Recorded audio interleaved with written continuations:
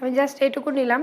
আর এর সাথে আমি ফেয়ার শেড নেব, অন্য একটা ব্র্যান্ডের নিচ্ছি। এটা নিলাম মেকআপ ফরএভার আলট্রা এইচডি নিলাম। এই দুটো হলো ফেন্টি বিউটির foundation, fair shade 190, dark shade 350। খুব ভালো করে মিক্স করতে হবে।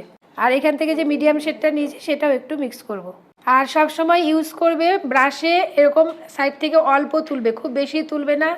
আর থিন লেয়ার নেবে এভাবে, আর একটা লেয়ারের সাথে আরেকটা লেয়ার একদম কানেক্টিং থাকবে, দেখেছো? খুব পাতলা লেয়ার করে ইউজ করবে, যেখানে বেশি মোটা লেয়ারের প্রয়োজন নেই সেখানে হেভি বেস করবে না। দেখেছো ইউজ করেছি কত সুন্দর, একদম স্কিনের সাথে মিশে যাচ্ছে, তাই না? যখন বড় এরিয়াতে কাজ করবে, মানে আমি ধরো এই এরিয়াটায় কাজ করছি, এটা একটু বড় স্পেস, তখন আমি কি করব, এই সেন্টার থেকে ধরবো, জাস্ট এইভাবে টাচ করাবো, টাচ করে এইভাবে ব্লেন্ড করব, কেমন? কিন্তু যখন আমি স্মল এরিয়াতে কাজ করব তখন আমি এটাকে জাস্ট এইভাবে ধরবো, ধরে ওপরের দিকে এখানে